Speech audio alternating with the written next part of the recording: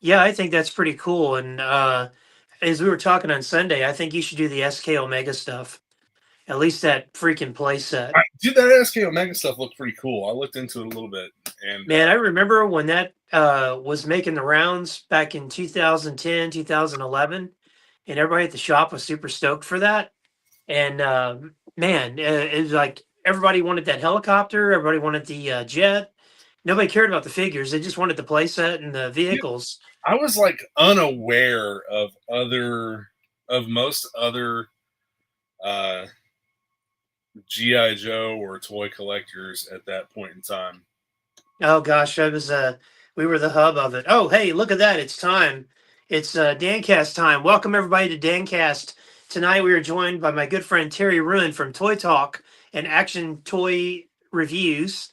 Did I get that right? No, Action Media Toys. I'll let you say it. You say it, Terry. His name always yeah, changes sometimes. Action Media Toys is There the we go. I was new close. I was close. company. I've been out in the sun today, so it might have affected my brain a little bit.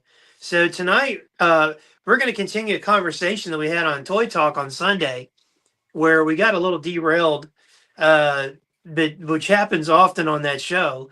That we were talking toy, or Terry was talking about toys that you were into when you were a kid and all that, and I said, you know what? Come on Friday, let's talk He-Man and the Masters of the Universe because that was a huge toy line and a big part of people like me's childhood. And so we want to continue that conversation. So welcome everybody. Thank you everybody for showing up. We're still I'm still doing some boomer tech stuff here, so we're working through it. Eventually we'll get into the 21st century with our technology around here. You know, when David and I had the show about 82 and we were talking about the personal computer debuted, well that's what we got, one of those 1982 computers running this show. So it's got the big tape reels and like the big beeping sound, and sometimes it cuts off life support and you got to hurry up and get out of here. um, Man, funny story. I was in the twisty chair here, and Terry, I don't know if you caught it, but I smashed my finger on the show. Uh, I was doing this twisty thing, and I put my finger down, and it caught, and I smashed my finger, and I kind of went like I almost can pull it out, and I went like that, and I was like, boy, that'll be a what do they call it, a clip. Somebody will clip that. That'll be funny. Um, so tonight we're talking about He-Man and the Masters of the Universe. Of course, there's a big movie release next week. Our good friend David T. Allen sent us a clip from Mattel's CEO talking about He-Man, the movie, and what they hope to accomplish with it. And I have to say, I'm really impressed by this guy. One, he's got a cool accent, uh, and two, he said all the things that I think a CEO should say. That we're making a movie for kids from the 80s, and we're making a movie for kids, and we're making toys for kids from the 80s, and we're making toys for kids. And they have that represented in three different lines. They have their, I guess, the basic line, which is about $10.99. Then they have the Origins line, which I'm a collector of that because it's reminiscent to the He-Man I grew up with. And then their Masterverse line, which was a 7-inch line, changed over to a Masters Universe Chronicles. And so that's the three lines they have. That might be three lines too many. I don't know. I think I would kind of trim that up a bit, but at least they're trying something. What do you think about that, Terry? see, I kind of thought that too, man. I thought that 3 lines was a bit much, but you have the people who are dedicated to the Origins line. The Origins line has quite a bit of a following, and you have the people like me who like the Masterverse type stuff.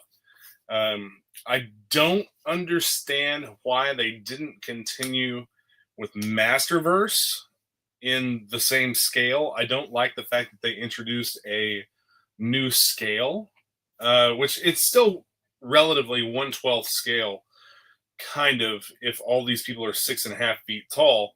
Masterverse would have been 1/12 if all the people were 7 feet tall because they're 7-inch figures. It's like all the Mr. Olympia people from the 80s got transported to another Yeah, planet. Here's some gear, put it on and fight. maybe they're trying to kind of transition more toward an actual like 6-inch 1/12 scale and have have all those figures fit with other 1/12 lines a lot better. You can open the door and come in. We have a surprise guest, apparently. Maybe. Yes, I think we do.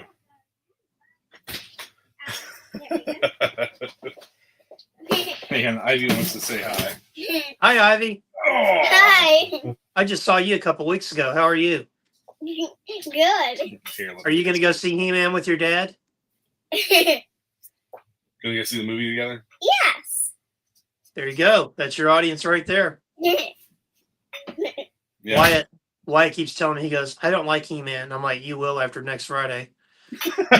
whether you want to or not, you're gonna love it. You're gonna like this. I made a Hi. Hi, how are you? rainbow. We have all types of guest stars on tonight. It's like the Love Boat. I really got a rainbow. Yep. Ivy drew a rainbow with chalk on the driveway. Nice. Yeah, loves driveway chalk, sidewalk Mhm. chalk, whatever it's called. Yeah, I'm glad we passed that phase. She got some new giant bubbles. Bubbles are fun. I wish we were still into that.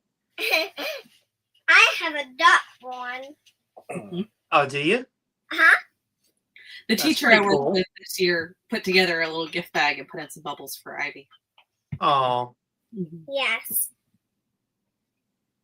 All right, you ready to go to bed? Huh? Okay, you tell Daddy good night. I love Good you. night. Good night. good night, Ivy. Good night. Yeah, she was playing outside and had to come in. Oh, holy smokes! Wyatt's gonna be so jealous. He's like, you let Jerry's daughter on there, and I can't be on there. He's gonna be so mad. So probably what the What's Up Wyatt podcast will start next in the Actionverse family of live streams and stuff. So He-Man comes out next week. The CEO is saying all the kind of right buzzwords, and it's nice. What is that? I can't. You got to remember, I only got one eye on right now. That is the Walmart exclusive Chronicles Skeletor. Not Oh, Skeletor. Why did I say Skeletor? I'm looking right at it and said Skeletor as I read Scareglow. ooh, Yeah. that's pretty cool. I've not had any sleep, so that's No, there you go. That. Well, this will be a fun show, folks. We've had multiple guest stars already. Terry's half asleep. He's still moving around. It's going to annoy my mom. So sorry, Mom. Terry, she's going to come up here and punish you. I'm just going to say. Don't make me get the puppet out. Oh Lord. She's going to watch her show up at the Joe show, which would be nice because she'll probably buy me and White a bunch of G.I. Joe stuff. And then she'll give you a lecture about moving around. So He-Man, when it debuted, the king of the toys was Star Wars. Star Wars, everybody knows what Star Wars is. They know the story, which we'll talk about on a future podcast for those that don't. And it was a 3 3/4 toy line. Now, let's backtrack a little bit because when the action figure came about, it was with G.I. Joe, and that was 12 inches. It was the boys' version of Barbie. And as our good friend Kirk Bazinkian says, it's not a doll, it's an action figure. I tried to say it in his accent there. I don't know if I hit that or not. So 12-inch was the scale for boys' toys. Then Mego comes out with World's Greatest Heroes, and that was an 8-inch scale toy line. And then G.I. Joe eventually kind of faded away and came back as an 8-inch line. And so 8 inches was kind of the new scale for a while. What's that? I can't see tonight. This is one of the new versions. Oh, the Super Joe. Yeah. I've got a couple of those from Steve. Steve, if you're watching, I need to have you on so we can talk about your big convention coming up, July 18th, I believe. That Terry may or may not have some big news at. I'm fully working forward. Okay, good. We've got a lot done, and we'll have more done within the For those that don't know, Terry is a friend of mine. He's an excellent 3D printer of items and card backs. Which is what I'm working on right now. For his whenever he's on a live stream, it always sounds like the engineering room of the Enterprise because there's always little noises and beeps and stuff. So you don't know at any minute you might see Scotty or Geordie LaForge walk past him or behind him rather. Machines running in the background. Yeah. Georgie said, Captain, we're using all our power for the 3D printing. Make it so, Terry. Yeah. Sometimes I feel like I'm kind of hectic, but at the same time, I'm like, this is who I am. This is how I live. It is what it is. You're busy, and being busy's good. Busy's better than not busy. Idle So, hands, the devil's playground. yes, this is true. So, Terry is also, to backtrack, Terry is working on a toy line called Templars. It's a comic, or it's a toy with a comic, kind of borrowing an idea from He-Man, which we'll talk about in a minute. And it's going to, a unique way he's doing it. And we're going to be launching a Kickstarter. I say we because I helped Terry with the writing of the comic. And we'll be doing more of these with him, hopefully in the future and from here on out until we're just tired of making cool stuff. So, and then who knows, my Dominus property, if Terry's toys take off, we might go that route with Terry because I would love to have Dominus action figures. I think that'd be really cool. And I think a lot of people would really like that. Cool too, man. Man, I tell you, I just sold a bunch of the books. It goes in spurts. I won't sell a book for months, and then I'll sell like 3 or 4 a day. It's crazy. Yeah. I don't understand how that Is that works. in person, or is that online, or people In find person. it online, or It's all in person. I know you don't do the digital sales, so Yeah, I don't. I guess I could set it up for that, but I don't know. I'd rather not. But at least right now, maybe with book 3, which I'm working on, and I'm going to try to get some stuff done on it this weekend, actually. So back to what we're talking about. He-Man debuts in 1982, which I swear I'm having a Mandela effect, and I swear I had him in 1981. I guess when they turned on that collider, the particle accelerator in Europe had altered the timeline, so He-Man didn't. My memories are false, and He-Man came out in 82. But and I got a funny story to tell about that. I cracked Terry up the other day, telling the story, and I'm going to tell it again because I want to see him laugh. So He-Man, well, Star Wars. Let me back up. So Fisher Price Adventure people came out with a toy line that was 3 3/4 scale. Then Mego started doing licensed properties. They took something called Micronauts from Japan, which was called Microman. They licensed Chips, Dukes of Hazzard, Buck Rogers. I mean, you name it. And it was 3 3/4 scale. And so Star Wars comes out, changes the game with toys, movies, everything. And then Mattel wanted to come out with something to compete with that. Now, Mattel was kind of working on a Conan deal, and that fell through because Conan was a very violent movie, and they're a kids' toy company, and so that didn't kind of go together. And I guess they kind of saw what happened with Kenner and Alien. Kenner had made an Alien figure, and they were going to make Alien toys, and then they saw the movie and said, awesome movie, but not for kids. Although I saw it as a kid. What's that? Didn't they make some? They had prototypes. They made Big Chap, the big alien, because that thing used to be posted up on an end cap at Thornberry's. And so when I was a kid and my mom and dad would take me to Thornberry's, Playmobil was on this side of the aisle, and you had to go around Big Chap to get to it. And I couldn't do it. And I was like, Dad, I need you. He's like, oh, okay, I got you. So he'd have to walk between me and the alien so I could get to the Playmobil section. That's so crazy, man.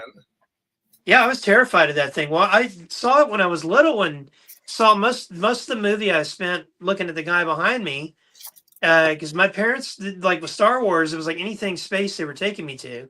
And so the alien, like, oh, cool, it's in space. It's an alien. Let's go see it. I didn't realize it was kind of a sci-fi horror movie, more of a horror movie. And I was scared of that toy, and then I didn't eat spaghetti for about 3 months, which really offended my granny because she made great spaghetti, and she couldn't understand why I didn't want to eat her spaghetti. And it's this scene with Cain and all that, and I was just like, I'm sorry, Granny, I just can't do the spaghetti right now. I eat the bread, but I can't eat the spaghetti. I'm afraid something's going to bust out of my chest. Oh my God. Yeah. So she had no idea what any of that meant. And I was like, well, I'll tell you later. So Mattel. Little traumatized Dan. I don't think I was that traumatized. I just didn't want to eat the spaghetti. Well, maybe I was a little bit. I was kind of scared of that action figure. But I was also scared of GI Joe, the big 12-inch GI Joe, which I Yeah. told that story to you. My dad would keep that in the desk drawer, and if I acted up, he'd say, "I'll go get GI Joe," and I'm like, "No, no, sir. Whatever you need me to do, I'll pick up my toys." And one day I got brave and talked back to him, and man, he pulled GI Joe up and held it in the air and shook him, and I felt like that action figure was looking right at me, and man, I So ran to my room and hid. you know that I had the puppet made in my likeness, right? I do. It's So very, when I first got that, very disturbing, by the way. yeah, and Ivy said the same thing. Thank you though that it's not a clown puppet. I don't do Ivy well with likes clowns. puppets. Ivy likes all kinds of stuff like that, but she does not like my puppet. She does not like the puppet version of me. And every time she sees it, like, you've got it out. I had to bring it out here in the office and leave it because she doesn't like it. Oh, that's funny. You should start the show off Sunday with the puppet. I might do that. Just have it on your desk, and that'll freak David out. That'll be fine. It'll kind of freak me out too. But Set it anytime up. we can freak out David. If you're watching David, we're just playing. Set it up so that like I could just run the whole show as the puppet. Oh, that would be hilarious. That was the original intention of the puppet, was to, like, it was going to be a gag where I was going to be the puppet the entire show, and like, other people were going to do it as well, and it kind of fell through, so nobody else did it, and here I am stuck with a $200 puppet. Oh man. Well, I had a few years back. I had a wrestling character I created called El Dano, and he was from the Baja of Kentucky, and he wore a red luchador mask. It was totally not me. It was somebody else. We just happened to have similar features. And I thought about having El Dano come on, but there's already a guy named Cecil that wears a red mask, and he's been wearing that mask for like 6-7 years. And I thought, like, man, I'll come on as El Dano, which predates Cecil, but people will think I'm copying him, and I don't want to do that. But he had like his own special dialect, and he was. I'll have to find a video. He did wrestling promos, and people would crack up at him. It was pretty funny. I don't want to get too sidetracked, but like, as far as copying somebody, I don't. There's a lot of stuff out there, man. Like, I don't think too much of it's going to be highly original. Oh no, I know what you mean, but this would be different, but he might be a character that comes on. There might be a special El Dano cast with he might change his luchador mask. He might have retired the red one. We don't know what's happened to him. He was wrestling in our fictional wrestling league at the store, the Zone Wrestling Federation, ZWF, which I recently retired from, and to work on my other endeavors. But I still run the company, the wrestling company. So it was funny because we were booking a show one day, and this guy goes, "Man, I don't mean to eavesdrop," which when people say that, they always mean to eavesdrop. And he says, "Are you guys booking a wrestling show?" And I'm like, "Yeah, I'm one of the head bookers for ZWF." He goes, "Oh, I love that show." And I was like, yeah, it's a cool show. Do you know what time it comes on? He goes, "Yeah, I think it's like Saturday nights or something." I'm like, "Probably." And I was like, that's weird. Is this guy like getting in our heads, like watching our head movies, so to speak? Yeah. Like, it's kind of freaky, but we were like, yeah, okay. I think he was kind of trolling us a bit. I'm not sure. Oh, and speaking of trolling, I got Chick-fil-A breakfast for everybody at the house today, and I did the Sir guy in the drive-through line. The Sir guy is this guy that can do this lady's voice and throw his voice, and he's got these people so perplexed that there's some woman going, "Sir, sir," and they're like looking around. He's like, "Did you hear that?" And they're like, "I'm in the cooler." Or, his name's like Robert McCauley or something. Check him out on Facebook. He's absolutely hilarious. But I was in the Chick-fil-A line, and I started going, "Sir, sir," and this guy like behind me, he's like looking around, and I got my hand over my mouth, like thinking like dead puppies or something, so I don't laugh. Or I'm like, I got to get serious. I'm like John Rambo, John Rambo, John Rambo, and I'm, John you Rambo. know, the war's not over, John Rambo, and then I'm like looking around, I'm like, I think I hear it too, and but I pulled that off today. It was pretty funny. Wyatt was really proud of me. So back, You hear the remake of Blood? I'm already going to get feedback from people that you and that guy were getting sidetracked and didn't talk anything about He-Man. Surprise! We weren't going to talk about He-Man. Yes, we're going to talk about He-Man. Did So, you hear the remaking First Blood? oh, don't get me started on that. Well, it's not First Blood. They're doing an origin story of Rambo when he, I guess, was in Vietnam, and they got the fat sheriff guy from Stranger Things playing Colonel Troutman, and I'm like, well, first off, Colonel Troutman didn't have a beard and a mustache, and he wasn't overweight. He was a Special Forces colonel. I think you will be quite surprised to see what that guy can do with his body to play the part. I hope so. Because I love that series. It's if you watched my podcast on 1982, that's one of my top movies, and I'm a big Stallone fan. I'm really surprised he signed off on it.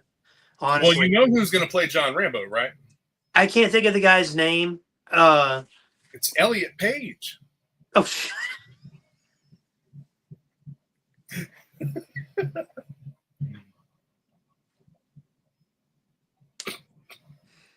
okay. Terry just broke me on my own show. Well, I think Elliot Page is going to play Snake Eyes in the new G.I. Joe movie. Dude, I hope. Those memes of him, her, whatever is Achilles, and the guy throws a spear right through her, and then it's like ends and it's playing that Linkin Park song. Says directed by Michael Bay. Those sometimes the internet's just a beautiful place, and sometimes it's the most worst place. So anyway, back to He-Man before we get everybody leaves us here. So Mattel they wanted a toy line. The Barbie was their big thing in Hot Wheels, and they were not doing good in the boys audience from a certain age, like I don't know, like 6 to 8, 6 to 12 or something. And so they were trying to figure out something to compete with Star Wars. And so a couple different guys were kind of credited with creating He-Man. Mark Taylor and Roger Sweet. Roger Sweet designed. He took a big gem figure, put some clay on him, sculpted bigger muscles, gave him a grimace because he complained that the Star Wars toys all had blank expressions. And Star Wars toys were junk, dude. I still have a sweet spot for them, man. But they, oh my gosh, Kevin, I do not have Soundwave in stock yet.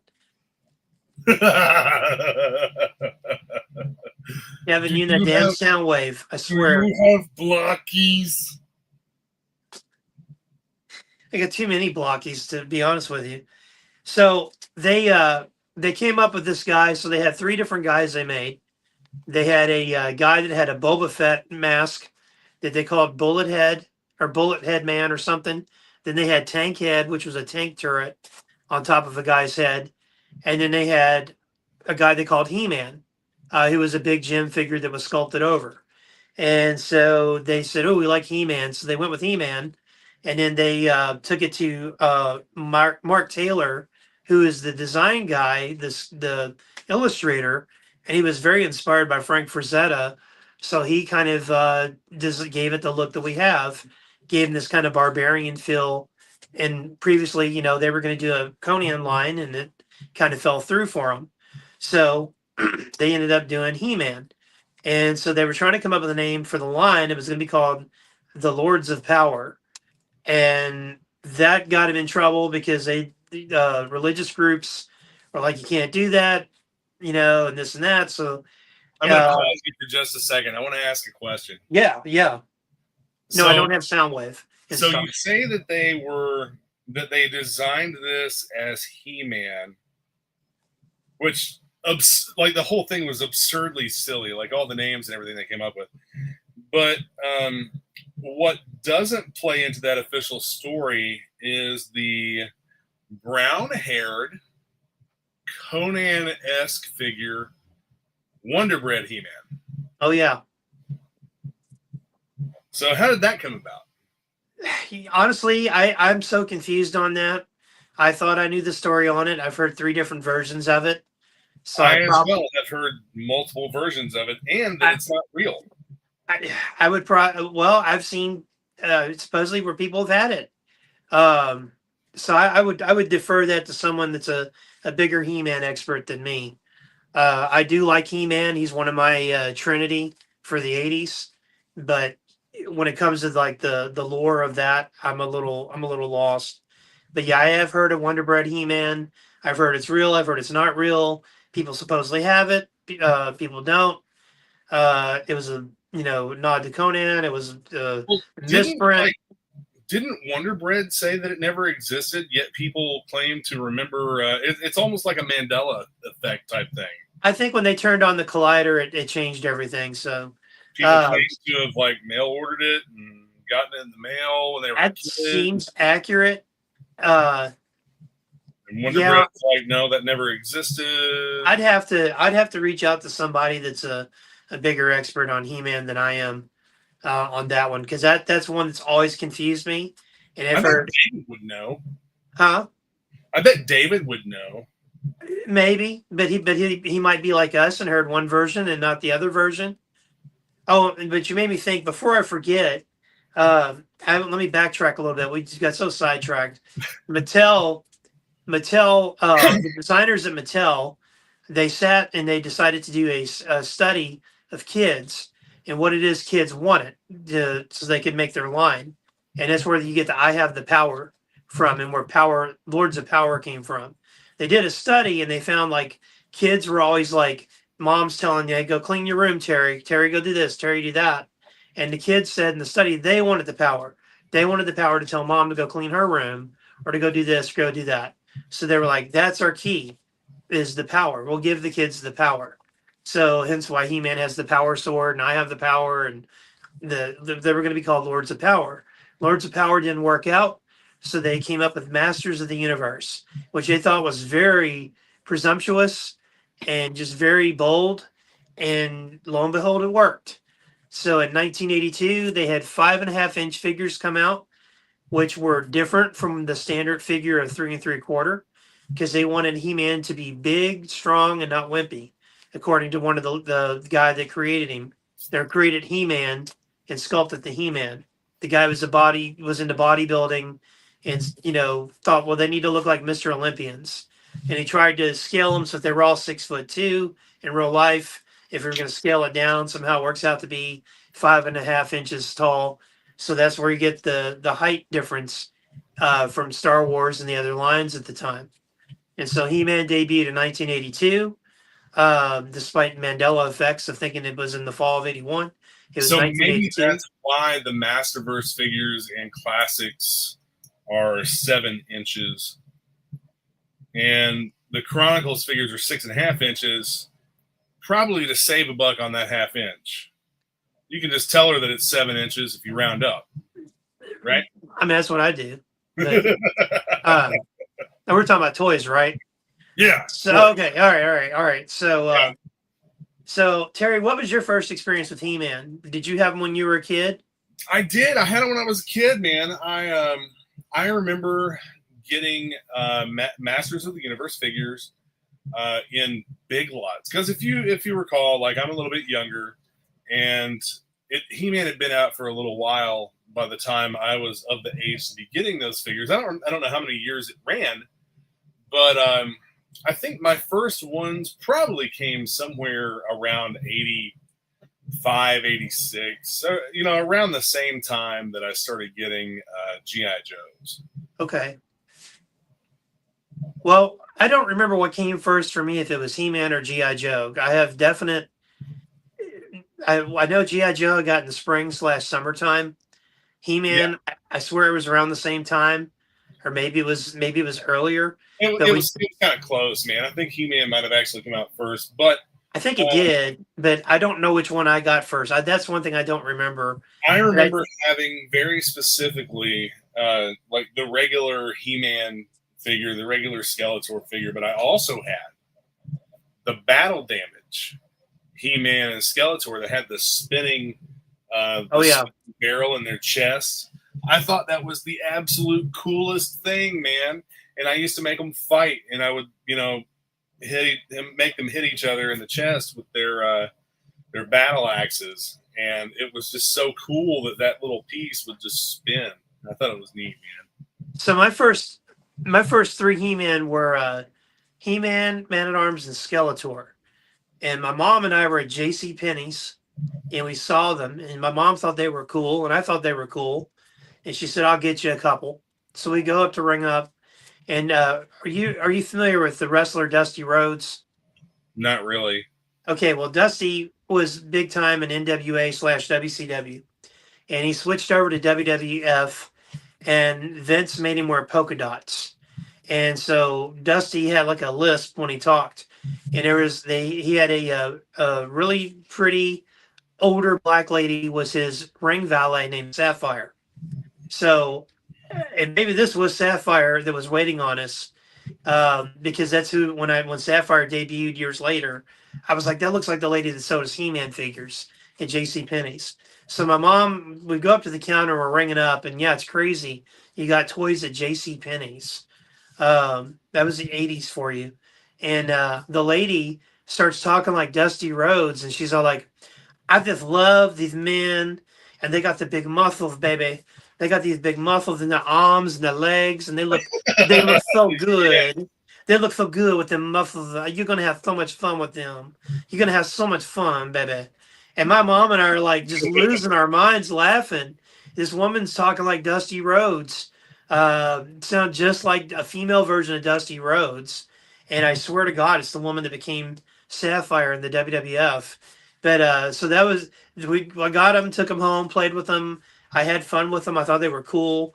And then I remember I was at maybe that birthday or in Christmas, I got Castle Grayskull and several of the characters. I didn't have like the whole first wave. I had a bunch of them. There were certain ones I never had that I wanted, like Zodak.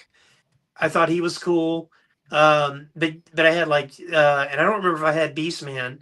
I had like kind of needed when the cartoon came on. It's kind of like, hey, I kind of need that orange guy. That's like Skeletor's number 2. Like, so I never had Beastman, but I had Mossman, and I remember that he smelled really bad, and I used to sniff him because he smelled bad. Like if you're a kid, it's like, man, that stinks. Yeah, but it still stinks. So remind me, don't let me forget to tell the Stinkor story. Got to tell that story in honor of a friend of mine that's no longer with us. So He-Man was kind of a big thing in my childhood. I had like the record with the book that you'd read along to the record playing. That was a big rage back in that era. Where you'd have the record books. There was like Cowboys, there was He-Man.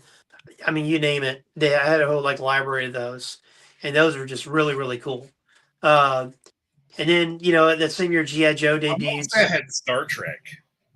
Oh, that'd been fun. Yeah, I had a Star Trek record book. I remember the record book. Don't think I had a couple of He-Mans. I had there was some Western Adventure series. I had a bunch of those. I think I had like Treasure Island. Had a bunch of the Disney, like Treasure Island, Swiss Family Robinson, stuff like that. I didn't have Star Trek. I don't think I had Star Wars. Had Star Wars everything else. I can tell you that. I will say that I had Swiss Family Robinson as well. So He-Man took off and had a mini comic packed with it, because people kind of go on about his origin and the continuity, which I don't get too lost in that. It's just a fun toy line. It's kind of a sci-fi fantasy adventure. And so they wanted to do a cartoon. They kind of surprised everybody and said, "Oh yeah, there's going to be a comic with it." That's how we're going to, because Star Wars had a movie. Chips had a TV show. Buck Rogers had a TV show. They were trying to find ways to get it out there. So it had a comic. DC Comics did a couple of issues of it. Then it later went to Marvel's Star brand, which was their kids only line, which was a great line back in the day. And I'm trying to collect all those. So He-Man debuted. They went around. They shopped it in Filmation. Lou Scheimer and Filmation picked it up. and they were real happy with what they came up with. And this coincides in 1982, the FCC changed a really archaic rule that you couldn't have cartoons based on kids' toys. Um, and there was other things with that too. And so they changed it, but part of the trade-off was you can do this cartoon, but it's got to be a little bit of a morality tale. You got to have some type of PSA in it. So oftentimes in the He-Man cartoon, at the end of the episode, like today's episode, Terry had a puppet and the puppet was evil and blah blah blah blah blah, and like we don't do that. And Orko would be like, I learned my lesson, and so it kind of reinforced values for kids. So is that where that stuff came from? Is that where the PSAs and all that Yes, stuff came it was from? kind of a trade off. It was they were I think the original concern, and I was watching something about it or listening to something about it. Of course, the it was something about they were afraid it was going to manipulate kids or something, and then but of course Congress thought that comic books, they had some guy that had no scientific evidence whatsoever almost have Congress completely ban comics in the 50s. You mean like with Tipper Gore and the parental advisory on music? What was that? Twisted Sister. Twisted Sister, but also then later on you had it with Dan Quayle and Ice-T's Cop Killers. You had Frank Zappa's album Jazz from Hell get a parental advisory, and there was like, I don't think there were any vocals or lyrics or anything in the entire album. It was just a jazz album. Wow. Because Congress in the 50s almost got rid of the comic book industry because this guy, this know-nothing supposed doctor with no scientific evidence, said that it caused kids to have asthma to read comic books and juvenile delinquency. So like reading about superheroes, like, doing good stuff is somehow going to make you want to go out and do crime. But anyway, not to get sidetracked. That was part of the trade-off with the FCC. I mean, this is us hanging out and talking about pretty much. And if we're talking about He-Man, we're going to talk about other stuff too. Like everything but He-Man. But so He-Man debuts in September of '83. I remember watching it as a kid, and I loved it. I did not. You didn't watch it at all? I didn't like it. Oh, you didn't like it? No, I didn't like it because the He-Man that I remember watching was like it was almost like still frames. Yeah, they got kind of accused of, or not accused, but like they would often use like the same scene of him running. Yeah, I don't think the cartoon holds up as well like G.I. Joe or Transformers. I don't think we're talking about the same cartoon either. I think that we're talking about two different cartoons. Because there is a He-Man cartoon that I've seen where the characters actually move, but the one that I remember was like on VHS tape, and it was literally just still it was like watching a comic book. Oh, I don't know what that one was. That was weird. It was almost like a slideshow. It was real weird. Maybe, I don't know. Maybe somebody, I don't know. That's weird. If anybody knows what that is, please let us know. So the cartoon did well. It was in 37 countries around the world, which was a pretty big deal for a kid's cartoon. The toy line took off. Cartoon helped accelerate that. Eventually it gets a spinoff in 85 called She-Ra. There was an animated movie that came out, He-Man and She-Ra, The Secret of the Sword. And that movie's got kind of a special place because my dad took my sister and I to see it, and he and my mom were separated at the time. And that was just kind of a special moment for the three of us.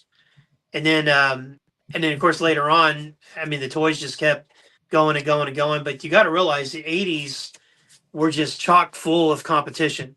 You had G.I. Joe, you had the Transformers, you had GoBots. I mean, GoBots technically came out before Transformers.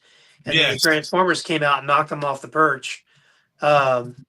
Even though GoBots were a little bit easier to change and looked more like they could blend in with your Hot Wheels, where Transformers obviously didn't, and there were some scaling issues. Another line I remember buying at Big Lots. Yeah, there was a. Did you guys have a store called Consolidated? don't remember. I don't know if that was like a fancier Big Lots or like Big Lots kind of like Big Lots in Value City kind of became what Consolidated was. Maybe. But I remember Value City's another one that always had good toys. I remember seeing Micronauts there when I was younger. No, I never saw Micronauts anywhere. That was too far before my time. It didn't seem like it didn't. Yeah, I mean, it didn't seem like that was like secondhand, like an Ollie's sort of thing. They were just, I don't know, like maybe a go between the deep discounters. But yeah, I know that like Big Lots is like a closeout type store, something. Well, they're closed out. Well, they were a closeout store. They got they got closeout.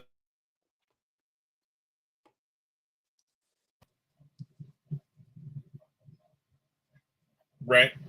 You glitched on us there for a second. Oh, I'm sorry. They got stuff that other stores couldn't sell or bought out overstocked inventory or something. Hey, right? Can you check the? Yeah, I think so. Can you check the chat real quick? Yeah, man. You know what? You had asked me to be in charge of that. And I can't. One job, Jerry. I can't highlight comments. Yeah. So Kevin Robinson, I used to get my He-Man action figures from Zayre's. Zayre We talked about Zayre's the other day. Gen X OG, knowing it's half the battle. Government fighting for monopoly on control of the youthful mind. That is 100% correct. And Government Kmart, of every country. Kevin Robinson, Kmart used to have a lot of stuff too. Yeah, Kmart was another one, man. Like, it seems like a lot of these stores had really, really good toy selections. Here really in town, did, man. Here in town, we had and we talked about this last week, but we had a 3D, and we had Shoppers Mart, and we had a 5 and Dime. I remember 5 and Dime. Yeah, the 5 and Dime was cool, man, because they always had G.I. Joe figures that had already been out for a while. Well, gosh, I mean, I remember seeing G.I. Joes at Ace Hardware. Yeah, it's like everybody sold them, dude. I mean, it was a huge thing. They were cheap. And people got to realize it's a totally different industry and game today than it was back in the day. Back in the day, man, toys were big business and it wasn't that kids were different. In other words, kids are the same as they are back then that they are now, except parents didn't surrender electronics, or not electronics, but digital media to them like today. I think we talked about this on Sunday, that there's kind of like maybe 2 generations of kids that their parents gave them an iPhone or an iPad, and that was, here, you go do this so I can have time to myself. Or yeah, dude, that's like my daughter. My daughter's 5 years old, and I got her an iPad for Christmas a couple years ago. It was the year that my dad passed away. I got her an iPad for Christmas for the specific purpose of putting Khan Academy Kids and a Hooked on Phonics app on it to help her learn her alphabet and learn to read by playing little interactive games that help with that. Now, I don't just hand her the iPad and turn her loose to occupy herself. I would never. That makes total sense. Yeah, but stuff like that, I mean, dude, I will say that, like, my daughter learning her letters and numbers and stuff, and even her vocabulary. Dude, this kid has a huge vocabulary because we whenever we watch stuff on like YouTube, it's always like educational stuff. Sure. And Miss Rachel helped out tremendously. Just having her watch Miss Rachel's phonics and letters and numbers and stuff. Like, dude, that helped my daughter learn so much, so fast, and it's the way that it's taught. So I think that like the internet and stuff has given us access to a lot of things that kids in our generations didn't really have access to, and is beneficial. But people using it as a babysitter is what's not beneficial. Agreed. And same could be said of TV. Right. You know, Like, I mean, TV was a babysitter for us, dude. yeah. I mean, afternoon cartoons. But the thing that's kind of scary is like the kids don't have a shared experience to rush home to. Like, there's no like He-Man comes on at 3:30, GI or 3 GI Joe's 3:30.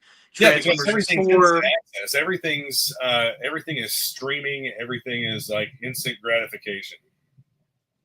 Yeah, and I think that's part of the problem we're having, like ADHD and other things too. I've got one of my son's friends. His dad is a clinical psychologist and deals with that.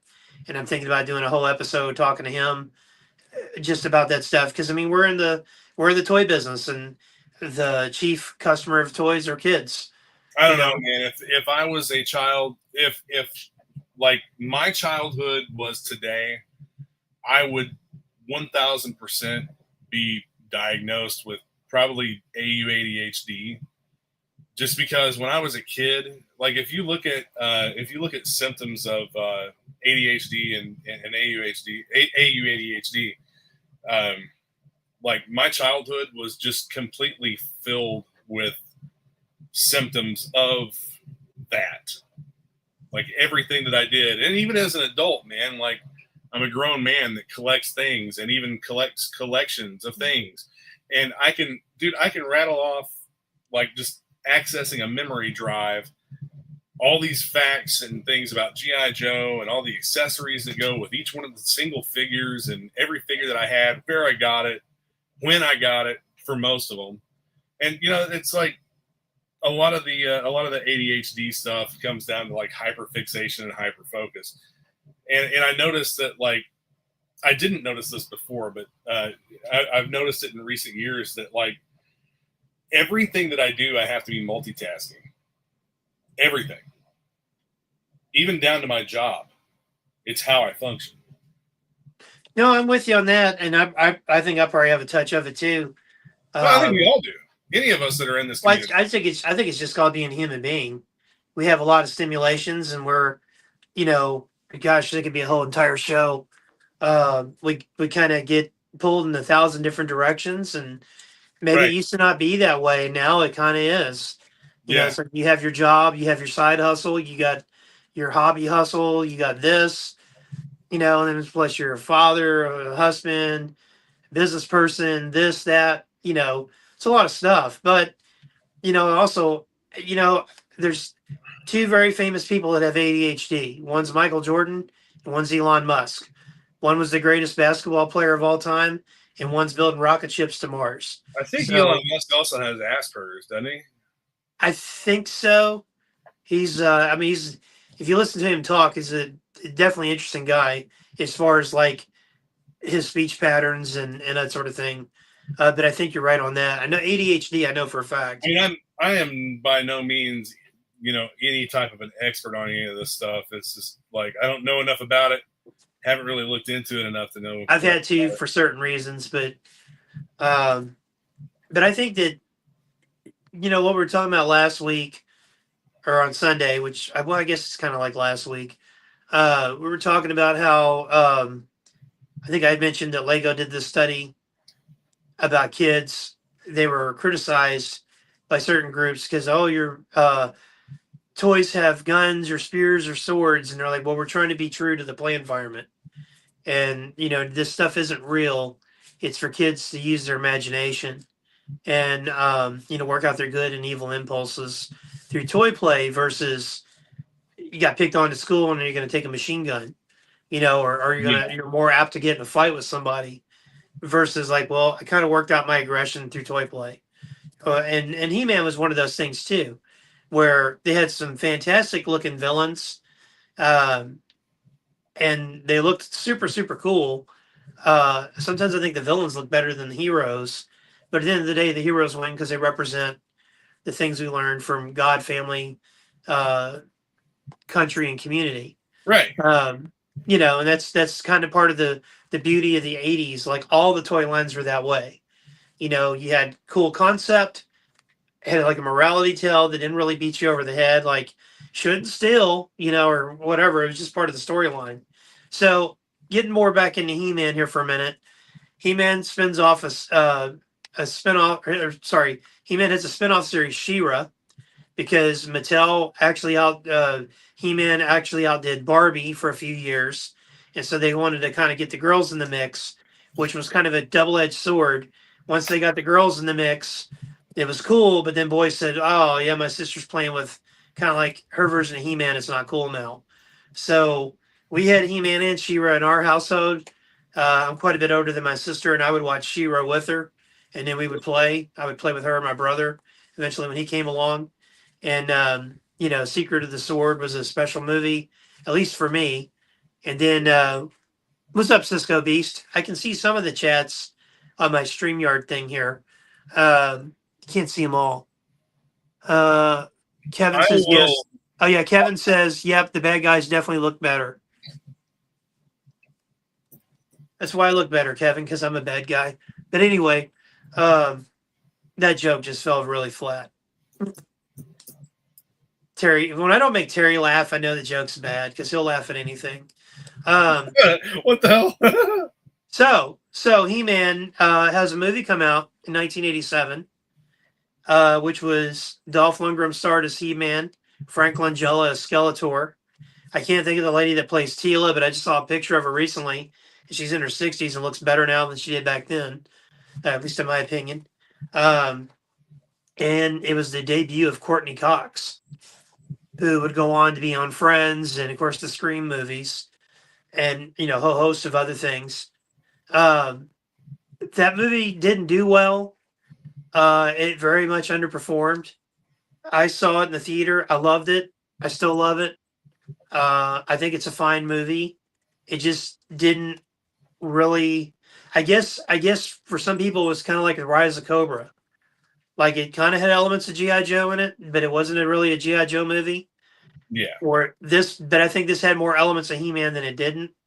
I mean, they're on Eternia for like a cup of coffee, and then the next thing you know, they're on Earth doing, um, getting mixed up with some high school kids and their drama, which was kind of the way Hollywood always would do the entry point. Marty McFly going back in time, the kid at the trailer park in Right. Last Starfighter. It was always, I mean, hell, Luke Skywalker was kind of a teenager on Tatooine. So that was always the entry point. So I didn't have a problem with that. And I I think recently, that's because a lot of the market for movies back then, excuse me, a lot of the market for movies in general is young people going out to the movie theaters and to the drive-ins and whatnot, and absolutely.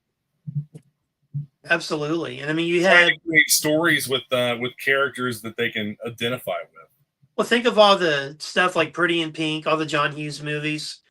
Uh, Weird Science. Well, Weird Science, I don't think was one of his, but like all the whole run of movies there, like Can't Buy Me or Can't Buy Love or Can't Buy Me Love. Um, there was the one where the girls pretended to be a guy. I can't think of which one that was. They kind of did a remake of that not too long ago. Pretty in Pink, 16 Candles, Back to School kind of had that vibe to it, but it was more college. So there was a lot of that was kind of the thing. I mean, I understood it as a kid watching it, but I enjoyed it. I still enjoy watching it. I tell you, well, I don't want to forget the Stinkor story, so I'm going to tell that real quick.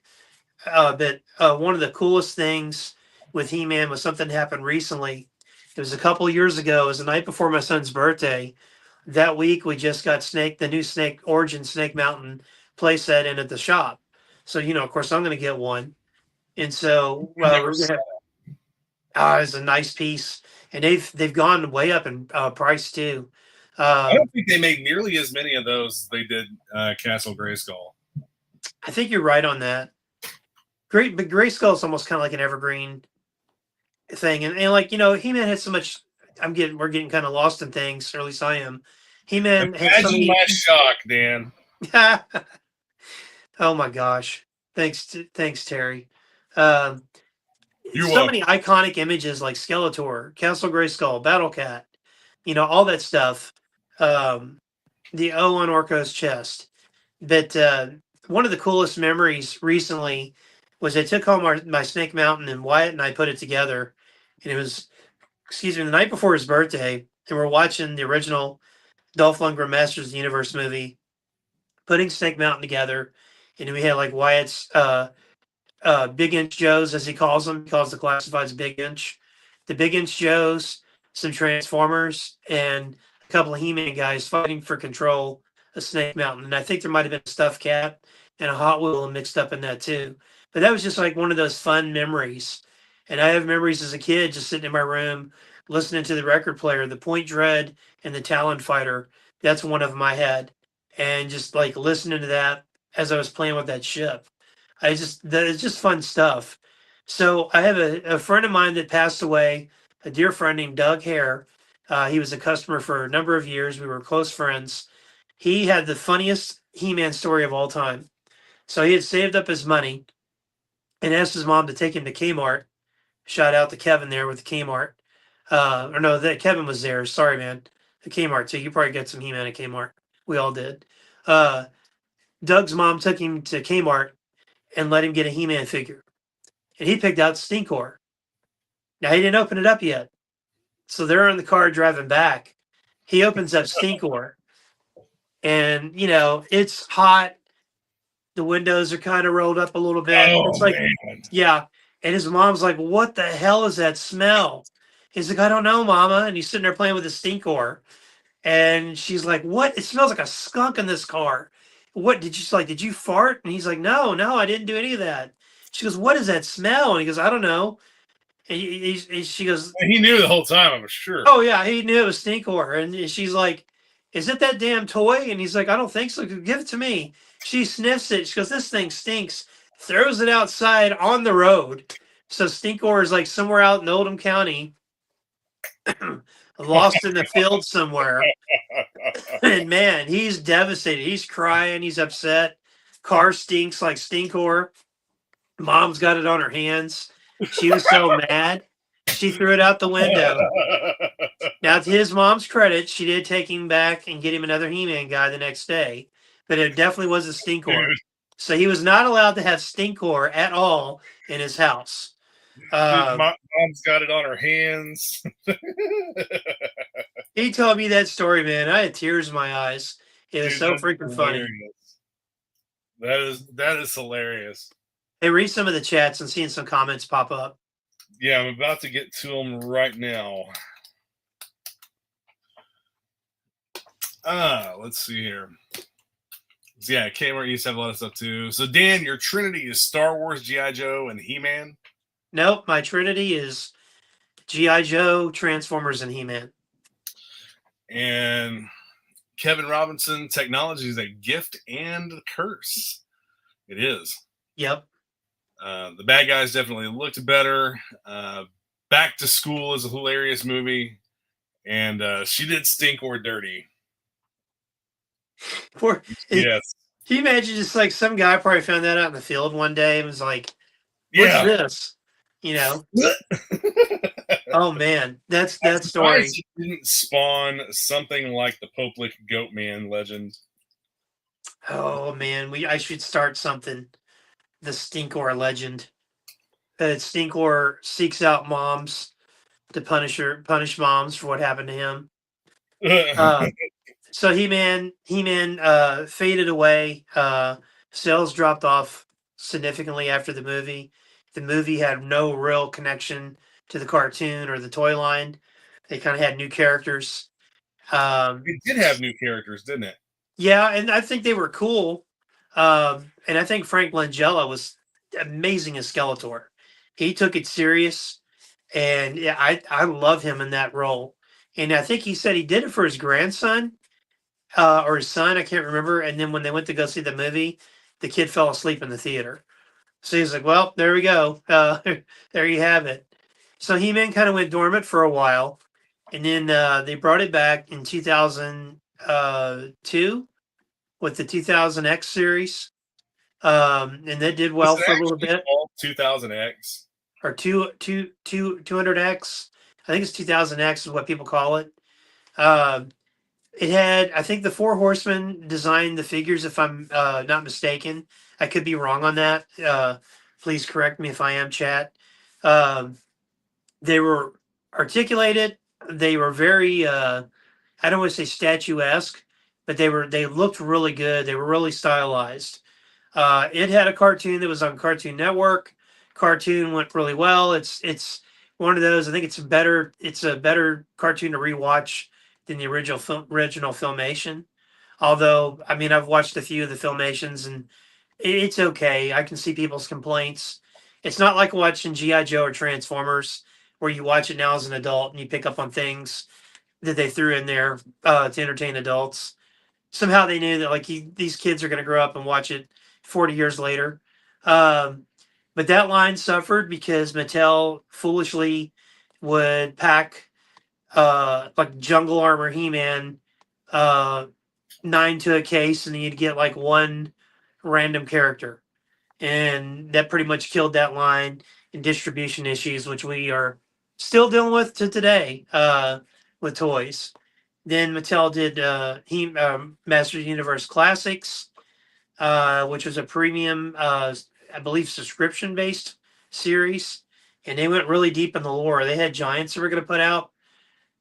Even Masters Universe had giants. Terry, Yeah, every culture has giants. I remember Yeah. there was like two, and I didn't have them, but there was like a buddy of mine does. Green one. There was a green one, I know. Yeah, there was two giants for the line. So the Castle Grayskull and Snake Mountain from that line are incredible. I remember being at San Diego Comic Con yeah, I've and seen seeing those. Castle Grayskull, and I was They're like, incredibly detailed. "Damn, that thing's cool." It's also very, very expensive. Yeah, I thought about buying a Grayskull not too long ago, but I was just like, I don't know where I'd put it, and that's an awful lot of money for something that's just going to sit on a. Well, you can put it on a shelf. It'd have to go on a table or something, but um, I always stuff like that. I always look at it like I'm Terrence Howard in the first Iron Man movie, looking at the War Machine armor. Next time, baby. what? Did you just fire a rocket? It sounded like you just fired a photon torpedo or something. Yeah, that was weird. Hopefully, we're not under attack. It sounds like Need to go check on things. do you hear that? I don't hear anything now. I heard it a minute ago. Like it's starting to get dark and my garage light up.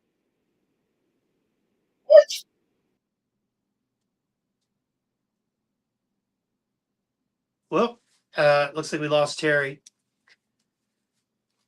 I'll check on him here in a minute. Make sure he's okay.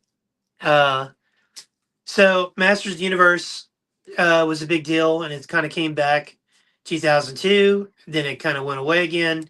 Then it kind of came back again through the classics. Then back around 2020, it came back as Masters of the Universe Origins, which I have quite a few of those behind me. And they also came out with Masterverse.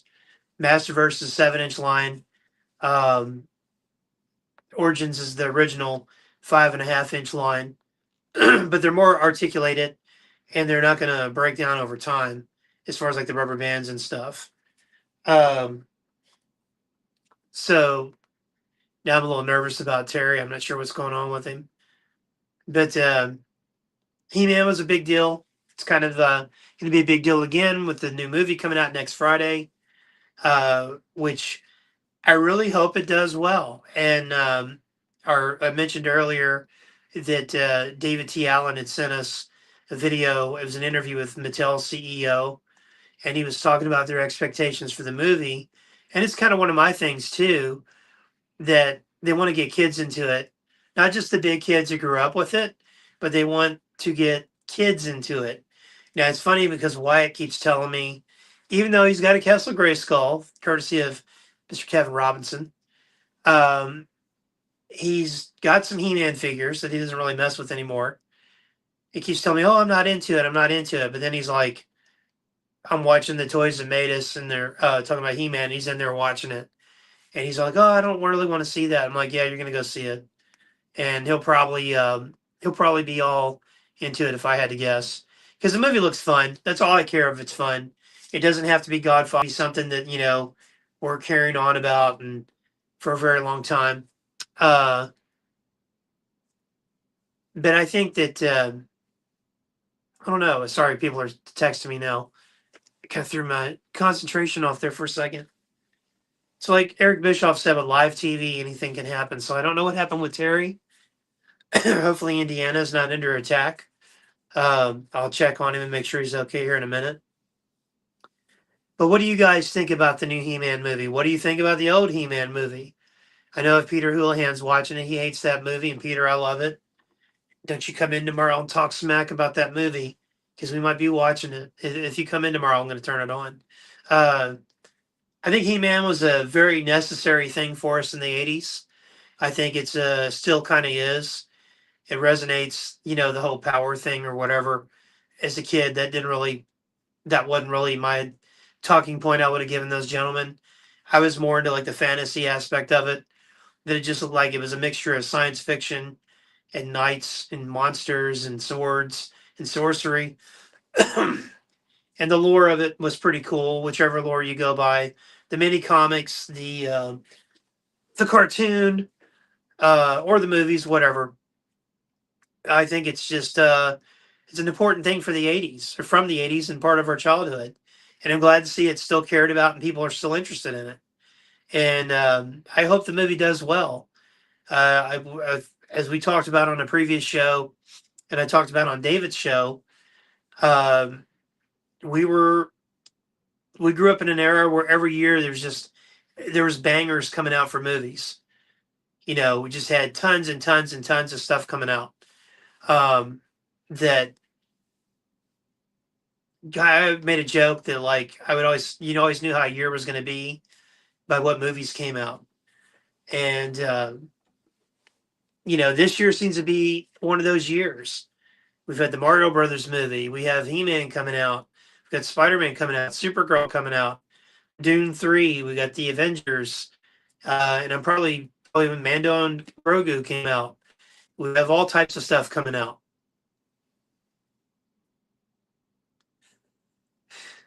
So I'm getting messages from Peter. Actually, he must be watching or something. He just messaged me. We will do 1983 movie soon. But yeah, so it's just didn't get to talk to Terry about this, but you guys in chat, who are your favorite characters in He-Man? I'd have to say my two favorite were Triclops and Trapjaw, two of the bad guys. I feel like they would have been good in any franchise they're in, whether it be Transformers, the X-Men, or G.I. Joe. I think they would have been, those guys could have had a career in anything. But I just thought they looked fun. And that's the thing about He-Man. The characters all look neat. Yeah, they had some silly names like, Ram Man, Fisto, stuff like that. I know they were going to call Merman Seaman or Seaman.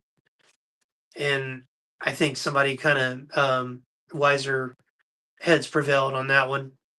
I don't think that name would have went over well with parents. I mean, it would have been some good jokes. I used to have a guy work for me that had this really funny thing he would go into about He-Man, was like a secretly a drag queen drama.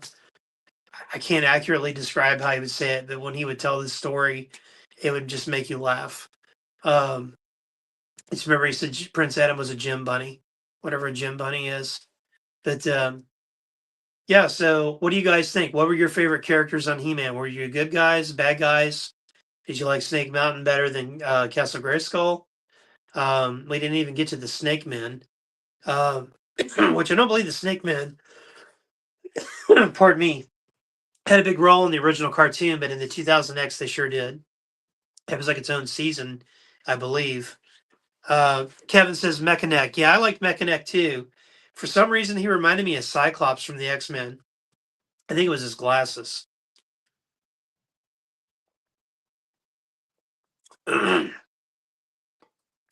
Back in the day, we used to do these things at the store where we'd have like a big movie night out, and I'm thinking about doing that for He-Man this go round.